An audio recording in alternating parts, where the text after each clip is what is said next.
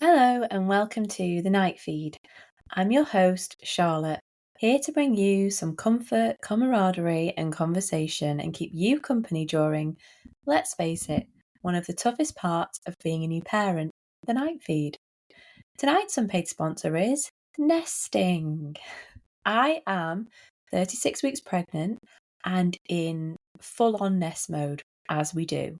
Although this nest mode feels interrupted as I am so out of breath, so heavy, and generally running after toddlers. So it's not quite the calm, relaxing folding of tiny vests whilst listening to an audiobook like I did with my first. It's more a chaotic sort through some clothes whilst convincing my 2-year-old not to unfold the baby washing I've just folded. The joys. We had some lovely news yesterday. As I said, am 36 weeks pregnant and have been convinced baby boy is breech. This is partly because of the movements I've been feeling. It felt like his head was up near my ribs and he's kind of kicking downwards. And it was kind of a sensation I hadn't really had with the girls. So I thought, this feels different. Maybe his breech. And 2 of the midwives I've seen, I have a regular midwife, and then I had a stand-in midwife the other day who I hadn't had before. And they both were kind of semi-convinced he was breech as well. I know for midwives, it's hard to kind of sometimes feel engaged just with the hands, but they were kind of convinced that it's either a head or a bum under my ribs, and they couldn't quite make it out for definite. So they said, how about we send you for a placement scan because you're getting closer now. With it being your third, it's a good idea to check if baby is breech so we can put a plan in place. So then we booked in for a scan, and the night before, there I am Googling ECVs, which is where, if you don't know, they manually turn the baby. So if you've had a breech baby, you may have had this procedure, and they basically use like a lubricant on your stomach, and then a specialist will, using their hands, turn the baby around. And I've heard very mixed things about this. So I was, if I'm honest, scaring myself a little bit. I'd watched a few videos of mums who'd just been through it and what their thoughts were on it. And then I was looking at breech births. It is possible. And the midwife did say that. She said we do help, and women do give birth to breech babies. It is possible. But she said there are risks associated with that, and it could end in an emergency C-section. So those were kind of the options I was going over in my head, and I didn't have C-sections with my girls, so that's not something I've been through before. So you kind of like wind yourself up, don't you? And you're like, oh, but what if this and what if that? And oh my Lord, and da, da, da. Anyway, went for the scan, and baby boy is head down. So I am so happy. I was so happy I cried on the phone to Jason. And I know being breech is not the end of the world. Like, medical professionals know what they're doing, and it would have been fine. Like I said to Jason, whatever they need to do to get the baby out safely, I'm happy with. If it has to be a C-section, fine. If it has to be a breech birth, that's something we can consider. And yeah, just to get that news that he is head down, poor little thing. I've been saying he's awkward and that he's head up. He was head down the whole time. So yeah, and we got a gorgeous little picture of him smiling away. So it's just a nice lift, isn't it? When you get positive news like that you weren't really expecting. I was so convinced he was breech.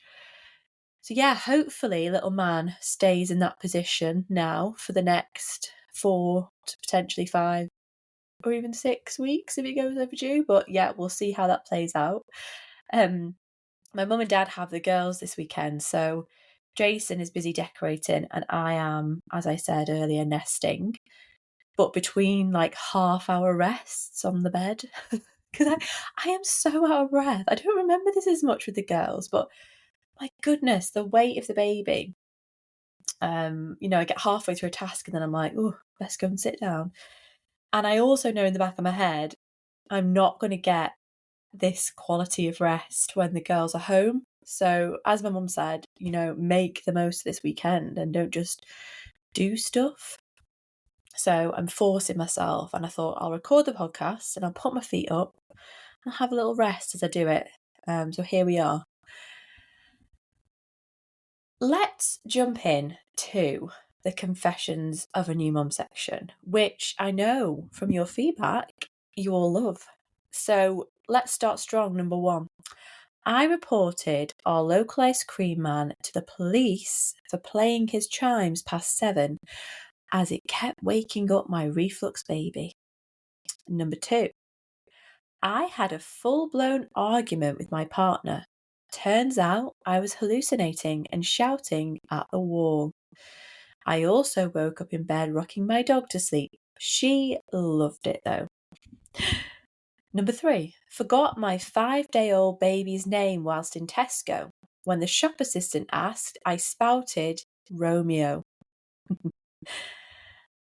Number 4, I asked the man next door to wear a face mask in his own house through the night because I thought his coughing would infect my son through the brick walls, and that was my only logical solution. Wowza.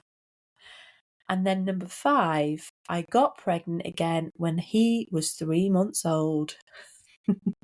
Been there, sister. What was I, 9 months? Yeah, a bit later. Love these. I think it just all makes us feel better that we go through some highs and lows as brand new mums, and when you have to report your local ice cream man to the police, in your head, it's all for the good of the baby. Like when you have to ask your neighbour to wear a mask through the wall, it's all for the good of the baby. I'm sure people understand. That's what I'm going to say.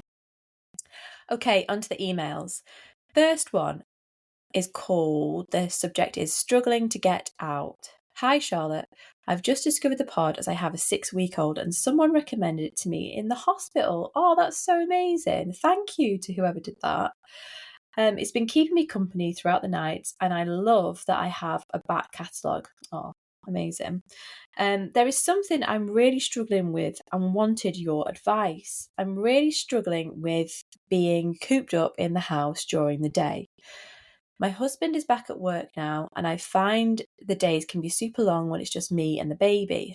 I've tried going out alone with him a couple of times, and he's had complete meltdowns. I just feel like a deer in headlights. I want to be able to go out for coffee or sit in a cafe or even do baby groups, but I'm so daunted by the thought of it. Have you experienced this? What would you advise? Okay, you need to get out. You have to get out.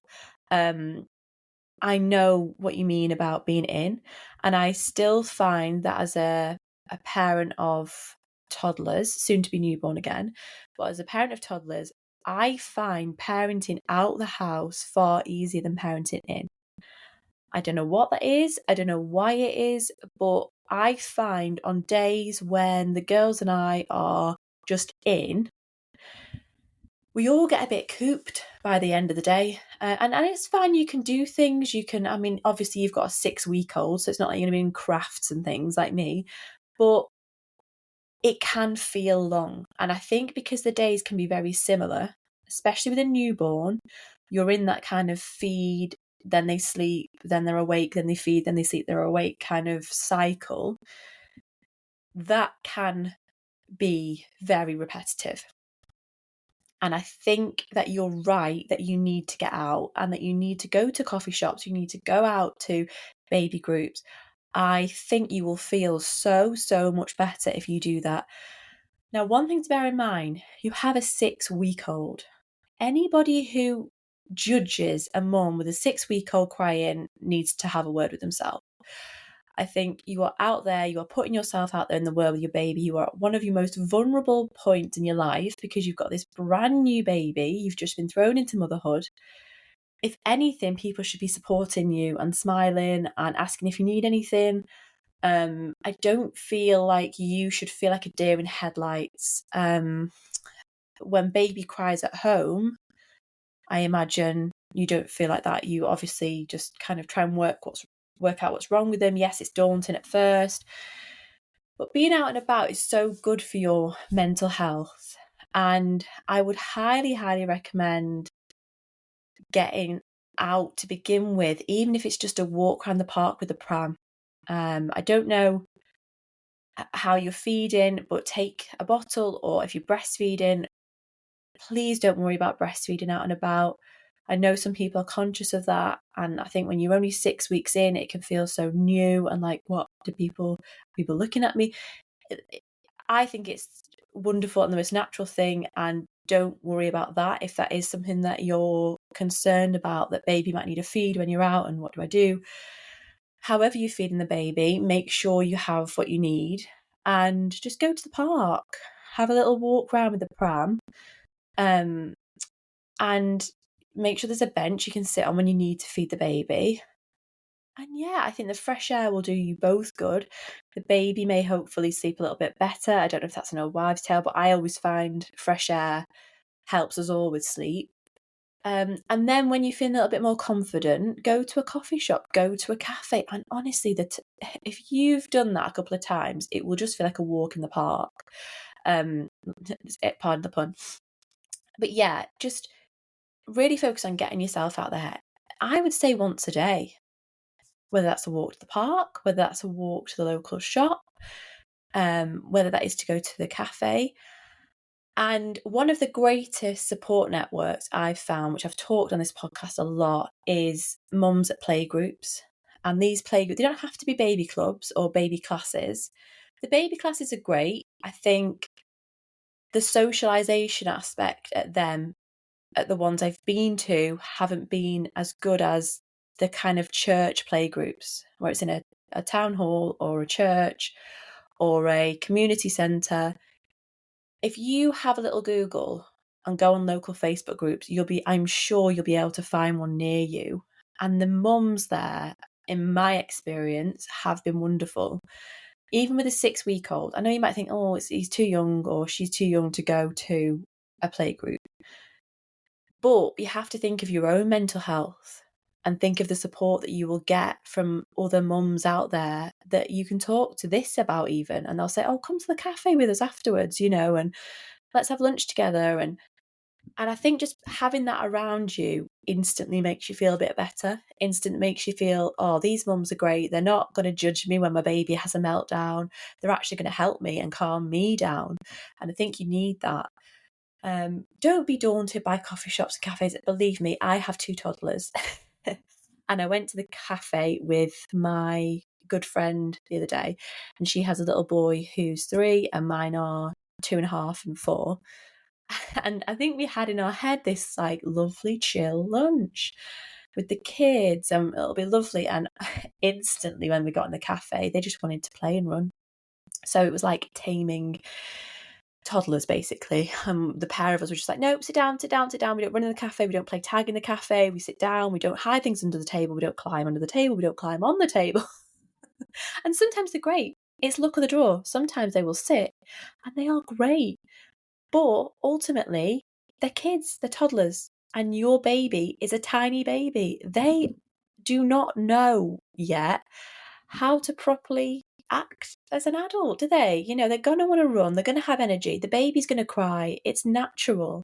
So all I can advise is that you be kind to yourself and just build up that confidence to just go out. And when you've done it a few times, you will feel great. You will feel so much better for just getting out of that house.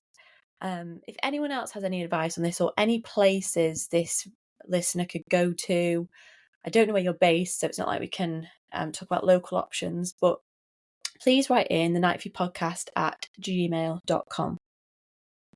Next email says, house is upside down and I don't know where to begin. Hi Charlotte, I have a 6-month-old baby and I literally feel like I am drowning in housework. I used to have a pretty immaculate home, always clean and tidy, but now I have a Velcro baby and can't get anything done. He always wants to contact nap, so I just take the rest and go with it. But this means everything around me is piling up and driving me mad. How do you manage to keep on top of things with kids? Yours sincerely, tired, overstimulated, living in a hovel. I love that. That's my favourite ever sign off. Okay, first point. You used to have an immaculate home. You're going to have to drop your standards. You are going to have to drop the immaculate standards, I am afraid, unless you want to drive yourself nutty. In my experience, immaculate lasts 10 minutes when you've got kids. I've talked about this on the podcast before. It's like going round in circles with mini hurricanes behind you. I know your baby's 6 months, so they're not yet walking. But all the same, having kids and an immaculate home is tricky unless you have help, cleaners, nannies, etc., etc. You are a mum with a 6-month-old. You need to give yourself a break. I'm sure if your house was immaculate, it's not quite a hovel. Maybe to your standards is it a hovel, but to normal standards, it's probably pretty nice and probably pretty clean. And I imagine that there aren't nappies and waste and bins lying everywhere. So give yourself a bit of a break. I'm glad you're enjoying the contact naps, because that is something all mums say they regret not enjoying when their babies are like 10. They say they look back on this time and they wished they'd have just taken in the contact naps and enjoyed the contact naps, because you don't get them back. And I know it's frustrating in the moment when you've got a huge pile of laundry and you've got wet laundry in the washing machine, which I have now, and you have a pile of dishes. It's hard to let that go, particularly if you are usually an immaculate proud kind of person. But you have to enjoy this time. It goes so fast, and you have to remember it's okay to have mess. It's okay to have things on the side. You have a baby who needs you more than anything right now, and that baby doesn't care about the state of your home. The baby wants to be loved, and the baby wants to be fed and nurtured. And it sounds like you're putting that baby first by having the contact naps and, not kind of, I don't know. Your priorities sound like they're right. I would just ease up on yourself a little bit. In terms of keeping the house tidy, it's here and there when you can get time to do the laundry, isn't it? When you've got particularly a baby that's very attached to you. I always found the bouncer was really helpful. At 6 months, they're starting to sit up, aren't they? So maybe a high chair with some toys on where the baby can see you while you clean, where you potter. I'm sorry if you've tried these. I don't want to teach you to suck eggs, obviously, but if you've tried these things, then ignore me. But I'm just trying to think what worked for me. The dancing fruit was the last resort. If you really, really need to get some cleaning done and the house is getting out of control, dancing fruit in a bouncer worked a treat with my second. And I didn't do it often, but it was one of those things that I knew I could put on when I needed to go to the loo, or I needed to do some cleaning, or I needed to put the dishwasher on. She would be happy, content, watching a bit of dancing fruit. There's no harm in that. And like at the moment, for example, our couch is in our kitchen because we're decorating the living room. And today I was trying to tidy up around it. I was going to mop. And then I was like, you know what? Jason's still decorating. I have to accept the house is upside down. And we can't really get to the oven. The dishwasher has the couch in front of it. And yeah, things are a little bit higgledy-piggledy right now. And I'm like, I don't like a messy house, but I have succumbed to the fact that my house, whilst raising babies, is not going to be that immaculate. So it's just about taking a breather and saying, do you know what? This is a period in my life when I'm not necessarily going to have that immaculate house. And don't be fooled when you go around to other mum's friends, when you go round to other friends' houses and they're like, oh, sorry about the mess, but it's immaculate. Everybody cleans up before they have guests over. Don't be fooled. I genuinely think everyone has a bit of a mess going on when they have kids. It's hard not to. So yeah, my advice is that put your baby in a safe, happy environment. If you really need to clean, which you will at some point, do everything else when they're napping, because I imagine a 6-month-old is still napping. Oh, actually, yeah, you said contact nap, so strike that. But yeah, just give yourself a bit of a break. Give yourself a bit of a break. And remember, social media isn't real, because I know we all see these immaculate kitchens and hallways and playrooms that are completely spotless, and it's just not realistic. Remember that we're all feeling very similar things, and yeah, it's compromise. It's compromise. So you have to compromise on the immaculate to just accept being tidy. And if you've not got tidy, then it's just taking a breather and remembering your number one priority is the baby. And as long as your house isn't a health hazard, which I'm sure it isn't, you're doing great. And you can fit in those 5-minute whip arounds when baby is happy and content and potentially watching Dancing Fruit, because that's what I had to do. I hope that helps. Now, this is a forum post, and I just thought I'd share it in case anyone has experienced this recently. First poop explosion at 3 a.m. I was not ready. So, our little bean is just 6 days old, and I thought I was starting to get the hang of things. Ha, silly me. Last night, or should I say this morning, around 3 a.m, she wakes up fussing. I stumble out of bed, and half dead, boobs leaking, hair looking like I've been lost in the woods for a week. My husband's out cold. I grab her to change her diaper like I've done a dozen times before. I opened it up, and oh God, there's this awful squish sound, and suddenly there's poop everywhere. Like projectile. It hits the changing table, the wall, my arm, and somehow her own face. I swear this kid defies physics. I just stood there for a full 30 seconds like some glitching robot. Then I just start laughing like a maniac. I don't know if it was the exhaustion or if I've just completely lost my mind now, but it was one of those "Welp, this is my life now" moments. I ended up having to give her a full bath at 3:17 a.m. She was chilling like it's a spa day while I'm crying into the baby shampoo. Anyway, just needed to share that somewhere because my pre-baby self would have never believed this would be my Tuesday morning. Shout out to all the other sleep-deprived, poop-covered parents out there. Y'all are the real ones. Oh, that is absolutely brilliant. I love that. We've had, I think, one poo explosion. I don't remember many of them. I remember the ones that go up the back, out the nappy, obviously when they're really young and they're just drinking milk. But we did have one poo explosion, and it came on one of those days when it's like 3 weeks in and you're just so tired, the pair of you, and you're like scrambling through, genuinely just trying to get through the day. And it was just, I think, as we were taking her to bed, Jason opened a nappy and it just went everywhere, on his belt, on his top, on his face, I think. And you know what? We just laughed like this person. We just laughed. And I think it can go one or two ways when you have a poo explosion. You either laugh or you cry, don't you? But yeah, love that. It's very common, I think, although it only happened, touch wood, to us once. But we have got a new one on the way, so I may have some more poo explosion stories. Here is another forum post, and I actually really thought this was quite a nice one. So it says, what is something you didn't do when your kid was young but wish you had, or something that you do and that you're thankful that you did? And I just thought this is really topical. Most of you have newborns or very young babies, so reading out these, it's something that you could maybe start if you like the sound of it. So the first one, the day my daughter was born, I started a 1-line-a-day journal for her.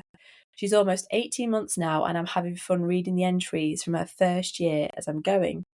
Each journal holds 5 years, and I'm unsure how long I want to keep this up, but it's so lovely to have a record of all our firsts and little moments which are so easy to forget in the haze of babyhood. If I ever have another baby, I definitely want to do this for them too.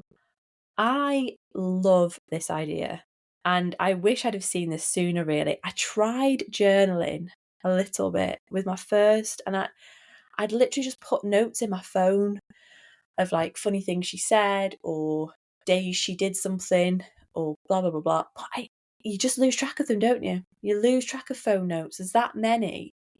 So following this, I'm going to get myself a journal, I think, for each of them and try and start with the youngest.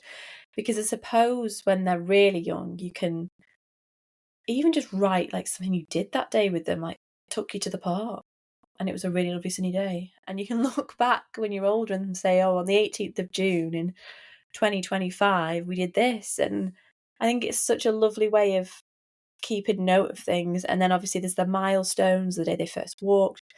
But then when they're a little bit older, like toddlers, the things they come out with are hilarious.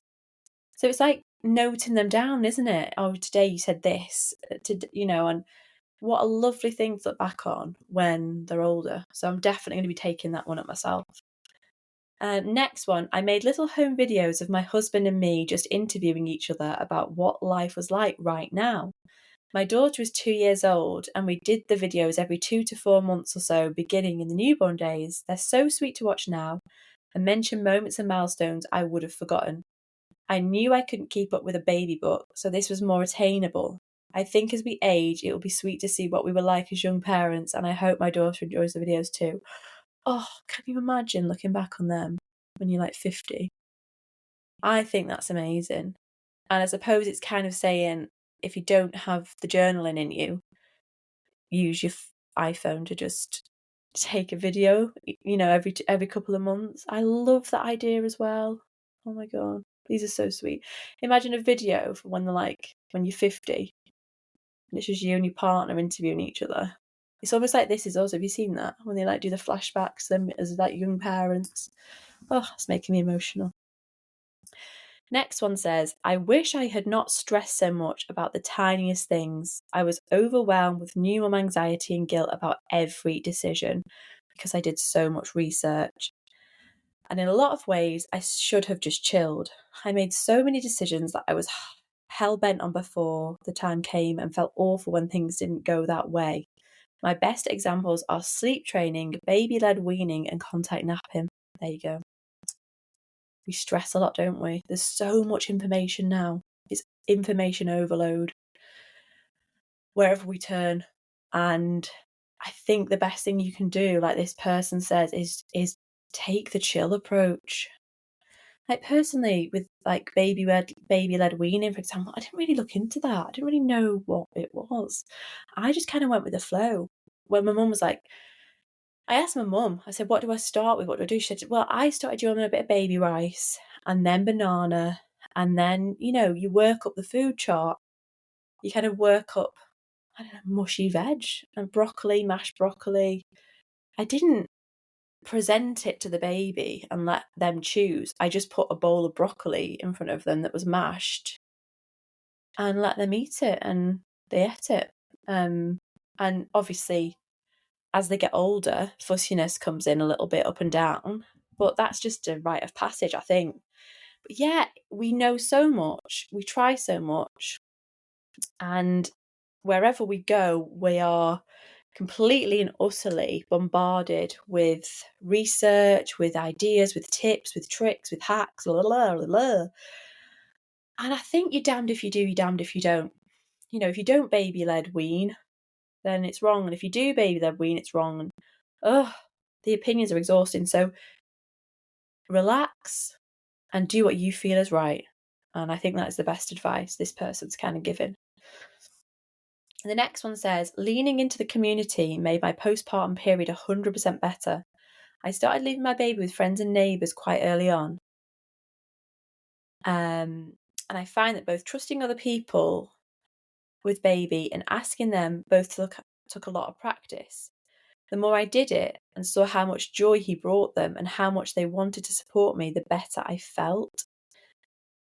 I really like this one because I think we can kind of resist help. I spoke about this last week, I think. We can resist help when people ask. We can panic about our babies being away from us. And actually, years ago, villages did raise babies, and it's almost like we need to do a bit of a 360.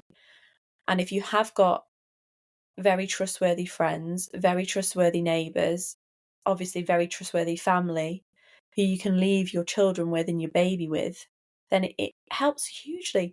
Even if it's just to go and have a bath, give you and your partner a bit of respite, go for a meal, go for, it's leaning into that community that I think maybe was more prevalent in the 70s and 80s than it is now. And if you have people that you can rely on and you can trust, it's also about asking and taking that first step to say, would you mind having the baby for an hour for me? Now is not that long, but to a new mum, that can feel like a day. If you say, I need an hour's bath, and you give your baby to someone you trust, you will feel reborn almost. And it's having that trust and ability to ask other people than your partner. Like my parents have our kids, and it's just such a lovely form of respite that we wouldn't otherwise have. So yeah, I really like that one. It's like leaning into community and your friends. Obviously, people you trust, not just any neighbour down the street, but finding those people who will be there for you and that would have your kids at the drop of a hat. We're very fortunate to have neighbours next door that our girls love going to their house. In fact, I was putting them in the car the other day and my eldest just said, I'm going next door. And I was like, she's not even in. Where are you going? So shout out to them. And I also have other friends as well. I also have a friend who lives very close who is the same. And I would 100% trust her with having my kids. And it's just wonderful knowing that you've got that support network. So if you don't have that, I would start trying to build it. Like I said earlier, going to playgroups, going to mum clubs, going to cafes and just meeting people and forming that network of supportive people that can get you through that postpartum early period 2 years. And then the final one on this list says, I stayed off social media for the first 6 months of my daughter's life, except the first 6 weeks, which was when I identified that it was contributing to my postpartum anxiety. There we go. You know my thoughts on this, long-time listeners. Yeah, if you can stay off social media for those first very sensitive weeks to months, I personally think you're winning. And it is so easy to go on and scroll and go on and doom scroll and go on and post and go on and la la la la la. I don't believe it's doing you any good. And I did see, actually, linking to this, somebody posted on Instagram, and it was a study that showed 2 weeks off the internet reversed kind of, what was it? I think it was like reversed aging in the brain or cognitive aging. And it kind of renewed your cognitive ability just from being offline for 2 weeks. Now, that doesn't seem like very much, 2 weeks to me, but when you are hooked to your phone like a lot of us are, it can feel like a lifetime. But when you strip it back and you think, gosh, just being off Instagram, Facebook, TikTok, whatever you're on, it can really cleanse your mind. I did it at Christmas. I did a detox and I felt great. And I slowly slipped back into my old habits. But I'm a lot more conscious with it now. And I'm a lot more rigorous when it comes to putting my phone down after being on for 5 or 10 minutes. No scrolling for hours or half an hour at a time. It's very addictive. And I think when your mental health is super fragile, like new mum's mental health is, social media is probably one of the worst things you can incorporate into your postpartum life, even though we all do it. So if you can do that and step away for the first, however long, then good for you, and it could potentially really, really help. Next tonight is what's trending. Now, I came across this post, and it's a video of an influencer. Now, I'm not going to name the influencer. I hadn't come across her before, but she is a mum influencer. And in the video, she is painting a room, and she's heavily pregnant. I would say probably about as pregnant as I am. I'd say like 36, 37 weeks. And she's painting this room with her toddler, who looks about 2. But before she starts painting the room, she's moving furniture, like big furniture, and lifting things, moving things around. And then she gets out the paint, which is gloss paint. It looked like gloss paint, which personally, from personal use, I think is very fumey. And she's painting away with a toddler. And I'm thinking, that isn't, in my opinion, great. Now, Jason, as I've mentioned, is currently decorating our living room. He's got a lot of painting and glossing to do. And I am hell-bent on trying to help. I keep going down like, come on, let me do a bit of sanding, let me do a bit of glossing. It'll help you, it'll speed things up, because we're getting a carpet laid next week. So I'm just like upstairs chomping at the bit to help, but he won't let me in the room. He's like, no, you're not being around the fumes. Absolutely not. And part of me's like, oh, that it's just so frustrating. I want to help. But the other part of me's like, yeah, he's right. I don't want to be around them fumes. Even if you wear a mask or whatever, it's not great, especially glossing. A bit of emulsion is not too bad, but when you gloss in and using chemicals and terps, it's not great for you. And I just saw this video and I thought, I don't personally think that's the best example, especially a mum influencer who is followed by a lot of people. I'm talking into the hundreds of thousands. Seems, don't get me wrong, seems like a great mum, lovely family, and I don't like naming and shaming and talking about people, because everyone's got an opinion on people, and I never like tearing people down ever, and I don't want this to come across as an attack or anything like that, because it completely isn't. For me, it's more of like a safeguarding reminder to people that if you're seeing this and you're very heavily pregnant, try and resist moving furniture and painting if you can. I know we all like to nest. I'm nesting at the moment, as I said, but there are limits. And I think we can be no, I'm independent. I can get it done. I can move the wardrobe. I can, gloss. I can get the terps out. I can carry on like normal when, gosh, protecting yourself and the baby should be number one. And if things don't get done before the baby arrives, it's not the end of the world. And I'm telling myself this. We're both telling ourselves this, me and Jason, because we've had a lot of housework done lately, and the reality is not all the walls are going to be painted by the time the baby comes. But is that the end of the world? No, it absolutely isn't. Will the baby have a nice place to sleep and be cared for and in a clean environment? Yeah, he will. So sometimes we have to level down the nesting, I think. Even though it's what we do, it is what we do. It's our basic instinct. We want that room to be perfect. We want everything to be done so we can put our feet up and enjoy postpartum. But this is my reminder to you that it's not always possible. And there's always in a house going to be something to do. There's always, always, always something to do. When you finish one room, another room needs doing. When you paint one area, the rest of the house looks old. It's just how it is.